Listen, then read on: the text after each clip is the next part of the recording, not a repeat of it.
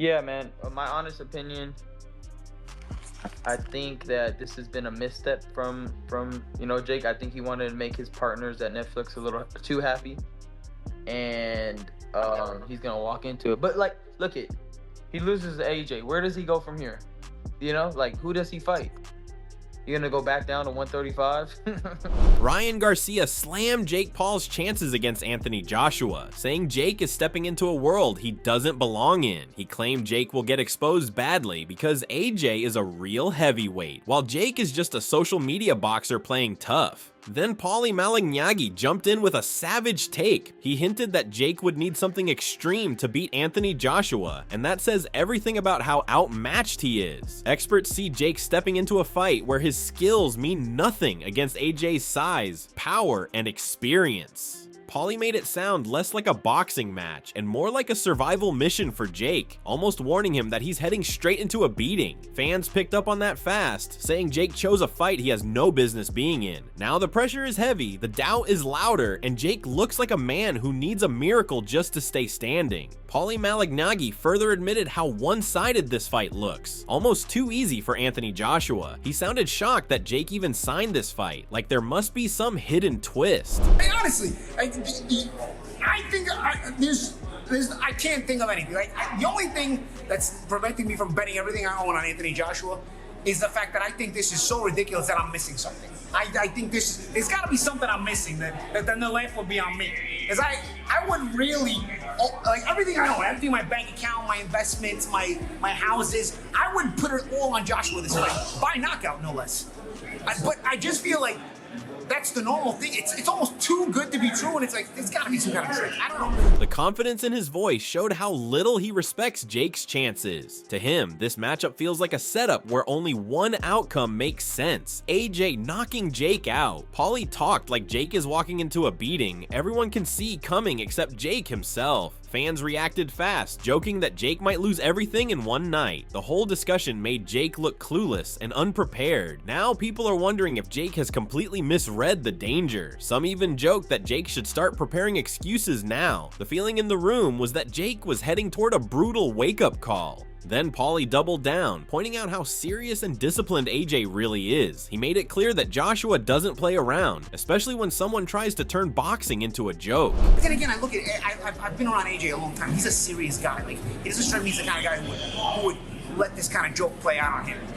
The Ngannou fight is kind of proof of that too. Everybody was talking about Ngannou. He just went in there and wiped that guy out. So I don't know what this world in 2025, 2026 is confusing me, though. Maybe it's passing me by. Maybe I'm getting too old. I'm almost 45. I don't know. His tone suggested that Jake picked the wrong man for a stunt fight. AJ has proven he can destroy opponents the moment they underestimate him, and this feels no different. Paulie sounded almost concerned, like Jake doesn't realize what kind of monster he agreed to face. Fans began saying AJ will treat this as punishment, not entertainment. Any hope of a miracle upset started fading. The fight now feels like Jake walking into a heavyweight hammer. People started saying this could end faster than anyone expects. The fear is that Jake won't even make it past the first round. Paulie tried offering a small compliment, calling Jake's move bold, but it still came off harsh. The way he framed it made Jake look like someone chasing attention and payday over real boxing credibility.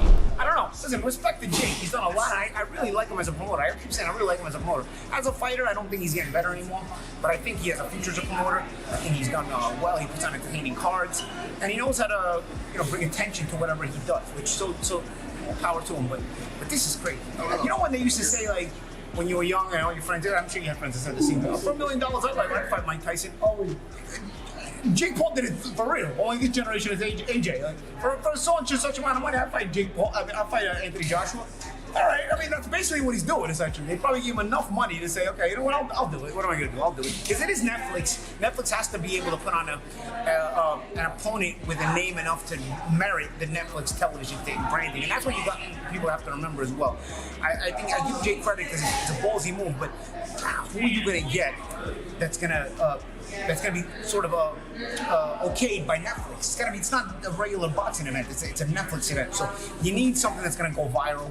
And Jake obviously goes viral, but he also needs a dance partner that's going to go viral. And AJ is the one that did it. The idea that Jake took this fight for money and viral buzz hit hard. It painted him as a guy willing to risk his health just to stay relevant. Fans understood quickly that bravery won't protect him from AJ's power. Paulie described AJ as a destroyer waiting to make an example out of Jake. The mood shifted from hype to concern again. People started questioning whether Jake would regret this decision for the rest of his career. Some fans even said Jake is treating a real heavyweight like a YouTuber. It suddenly felt like Jake had walked into a career-ending mistake. Finally, Paulie shut down the classic "what if he lands one punch" excuse that Jake supporters keep throwing around. He reacted like that argument belongs to people who know deep down their fighter has nothing else. No, that's like, what if he hits him on the chin? What if I remember I used to hear this when I first got hit Mayweather on the chin. I know, and that wasn't gonna happen. What if Mike Tyson hit Jake Paul on the chin, even though Mike Tyson was 120 years old?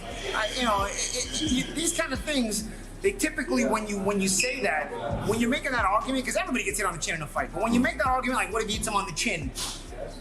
That means you're talking about a guy who has no chance. What if he hits him on the chin? And likely he's gonna not do that. Like, he's gonna hit on the chin and get knocked out. So that's what ends up happening.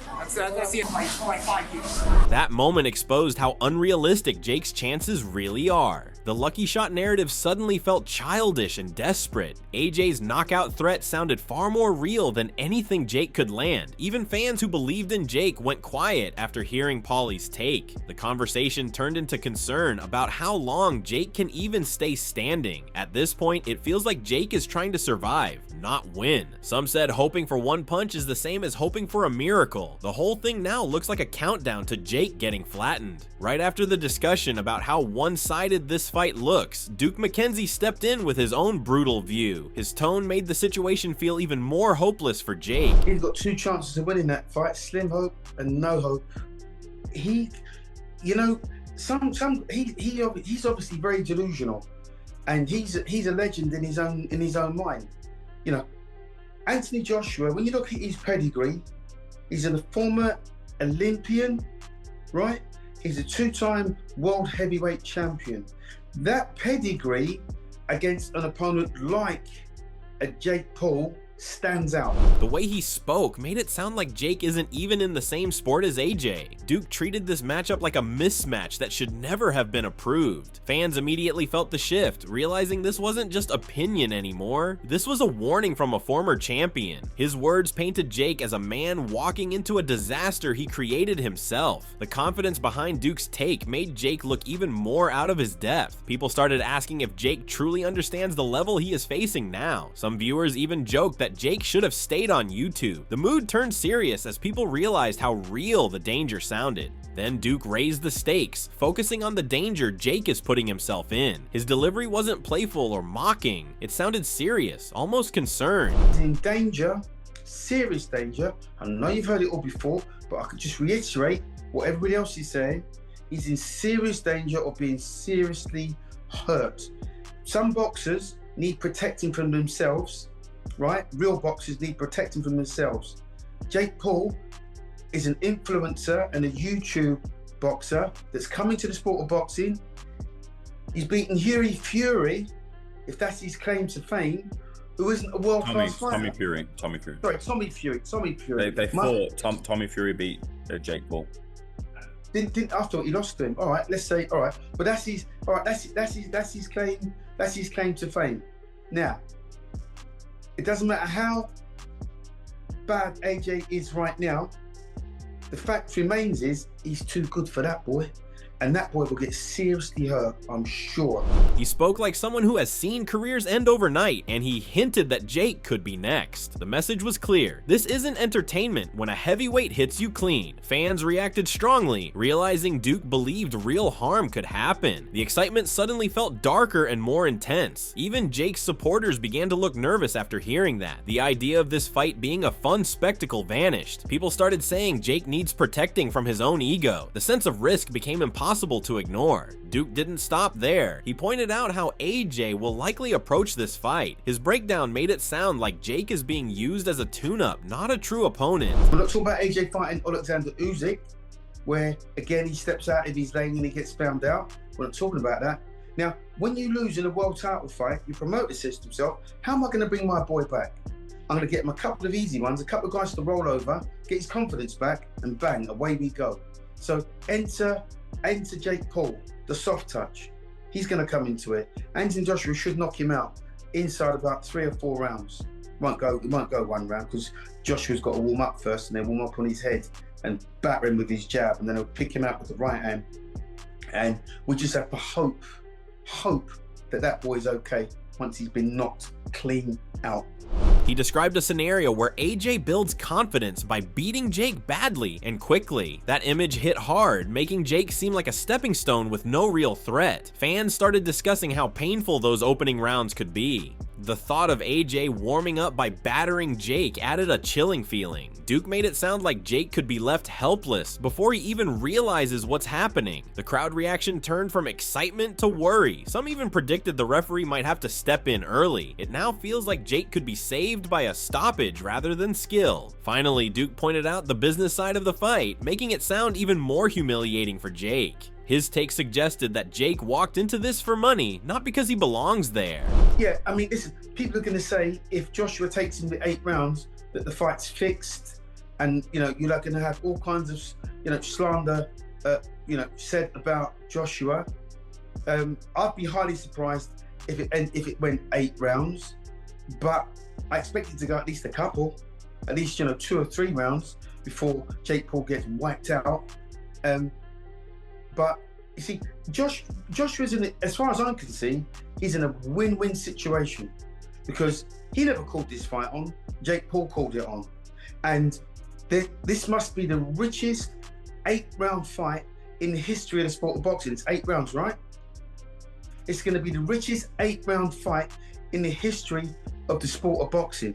They're talking about these guys cutting up 70 million a piece. He highlighted how AJ benefits no matter what happens, while Jake risks everything. That framing made Jake look desperate, like someone who gambled his safety for a payday. Fans couldn't ignore how one-sided the situation is financially and physically. The talk shifted toward how embarrassing a quick defeat could be. Duke's view left Jake looking trapped in a fight he started but cannot control. Now it feels like Jake set himself up for a painful and expensive lesson. Some said Jake has basically paid to get beaten up. The whole situation now looks like a costly mistake he can't escape. Right after that savage breakdown, Ryan Garcia jumped in with his own blunt take. The way he said it made the whole room react instantly. See what he did in Nagano? It's like, but then again, like, if he gets knocked out, he gets knocked out. Nobody really expects anything. So it's a win-win for Jake, bro. It's a win-win. He wins. He loses, nobody expects him to win. You know what I'm saying? So, win, but who's he gonna, like? I'm not gonna want to fight him after he gets knocked out. You know what I mean? 'Cause it's like, his tone suggested that nobody would take Jake seriously after this fight. Ryan made it sound like once AJ knocks him out, Jake becomes useless as an opponent for anyone. Fans felt the disrespect, but they also knew Ryan had a point. The idea that Jake has nothing to gain and everything to lose hit hard. People started saying Jake is walking into a career dead end. The pressure around him suddenly felt heavier. Some even joked that Jake will become unbookable after this. The fear is that this fight might kill whatever credibility he built. Then Ryan shifted the focus to Jake's mindset outside the ring. He talked about how Jake always finds a way to spin a loss and stay relevant. Yeah, like, man, he's good at bouncing back. That's good. Jake, no matter what happens to him, he knows how to like spin a narrative really well. If you watch like how he handles anything that negative happens to him, like him and Logan are good at that. They're definitely good at just going right after it. The way Ryan framed it made Jake look more like a marketer than a fighter. Fans laughed, but there was truth in it. Jake survives on hype, not skill. Ryan's comment made it feel like Jake already has his excuses ready. That took even more respect away from Jake as a competitor. The conversation turned from boxing to publicity. People began calling Jake a storyteller, not a puncher. Some said Jake cares more about headlines than actually winning. It suddenly felt like Jake's main goal is to stay famous, not to compete. Ryan's reaction to hearing AJ was already prepared, which made things even worse for Jake. His shock showed how dangerous this timing is. Cassius Chaney was already scheduled to fly over there for the fight, but with the Jake Paul stuff, I mean, he's not going to turn down that money, so he was like... So that means that Anthony's already in shape? Yes. Oh my God, that makes it even worse for Jake. Suddenly, the fight sounded like an even bigger mismatch. If AJ is already in shape and training, the odds tilt even further against Jake. Fans started saying Jake might not last long at all. The excitement turned into fear for how bad it could get. Ryan's tone made it feel like Jake walked straight into a trap. The room sensed that this could end brutally fast. Some fans even predicted a first-round finish. The thought of Jake being overwhelmed right away felt very real. Finally, Ryan gave his most brutal take, focusing on Jake's chances of actually winning. His honesty stunned the people listening. No, honestly, I think the only way he's gonna win if God really wants him to win. No, that's facts, bro. I don't know any other way, A gunner. bro. Like it's not gonna happen, bro. Like, cause the thing is, like, you've never fought a real heavyweight where they're really trying to hurt you. Like, you fought Mike Tyson that obviously he was too old, right? And he just didn't have no more, snaps or anything. He didn't even have it on his end of his career. So it's like, what do you think? He's that freaking 60 years old now, he has it? So it's a whole different ball game. And when Jake gets hit by Anthony, like, do we even know how he can react to a big punch yet? We don't. He's never even got hit yet, like in a real fight. He's never taken a real punch. So that's what I'm saying. What about, like, oh yeah, like AJ shot and he's getting knocked out alive. But what about you? Or how are you gonna react when that big shot hits you? You think you're gonna snap back into it and know what to do? No, not gonna happen. I give him, out of 1,000,000 times if they fought, honest to God, I think he could win maybe 1 out of the 1,000,000 times they fight. He questioned whether Jake can even handle a real heavyweight punch, which nobody has seen him take. That doubt created a chilling moment. Fans realized Jake has never been tested by someone trying to truly hurt him. The conversation shifted from confidence to concern in seconds. Ryan made it sound like Jake's body might shut down the moment AJ connects. People started thinking this could be a one-sided demolition. Some said Jake might not even know how to react once he's hurt. The whole discussion left Jake looking totally unprepared for real danger. Adam Smith also stepped in with a more business-focused view, but his message still made Jake look completely outmatched. His tone suggested this fight is more about money than competition. Anything can happen in boxing. It's entertainment. It's a commercial business. Hats off to Jake Paul for taking the challenge. AJ, for me, it's a commercial decision. It's a ton of money. It's a chance for him to get active again after the Dubois fight, even if it goes 2, 3, 4 rounds. I think he'll control it. I think he'll win it. It's a bit of a smash and grab, and it's a massive, massive occasion. He goes with DAZN's blessing. Everyone will watch it on Netflix. I mean, it's going to bring the younger generation into Team Joshua again, and let's see. It's a pre-Christmas workout for him, and a big 26 ahead for Anthony Joshua, I think. He hinted that AJ will control the action easily, treating the fight like a quick workout rather than a real test. That alone made Jake look like a stepping stone for Joshua's bigger plans. Fans picked up on the idea that Jake is being used to boost AJ's profile with younger viewers. The whole thing suddenly felt like a setup where Jake brings attention and AJ brings the knockout. People began calling it a cash grab with a casualty. The excitement turned into a feeling that Jake might just be the price for a huge payday. Now the question is whether Jake can survive long enough for this business move to pay off. Tyron Woodley also jumped in with a cold, personal view that hit differently. His history with Jake made his words feel sharper and more direct. Like, what's new? Like, he lost his mind when he fought me. He lost his mind when he fought Anderson, when he fought Nate. He lost his mind when he wanted to fight professionally and switched over from amateur. It's really kind of been a theme. And I feel like the only person that hurt him ever was me. The only person that he lost to was somebody that actually boxed him, that actually took him serious, used the jab, moved around. And I feel like we've seen fights where Anthony didn't do that, and we've seen fights where he did. Depending on which version Anthony Joshua comes out, depends on if Jake has what we would call a chance. His tone suggested that Jake has been reckless for a long time, and this decision is just the craziest one yet. Tyron spoke like someone who has seen Jake fall apart under real boxing fundamentals. Fans remembered how Jake struggled when someone actually boxed him properly. The comparison to AJ only made Jake look even smaller. People started saying Jake is stepping into a lesson he won't walk away from. The tension in the discussion instantly spiked. Some even claimed Jake is signing up for punishment, not competition. The whole thing felt like a bad decision waiting to explode. Tyron then focused on what gives a fighter a real chance in the ring. His breakdown felt like a reality check for anyone still believing in Jake. You got knockout power, you got belief in yourself, you got some speed, agility to move around, you always have a chance, you know what I mean? We've seen crazier things happen. Francis Ngannou is a terrible comparison to this happened to Francis. He's not even built the same as Jake. I would say Jake's a little bit faster than him.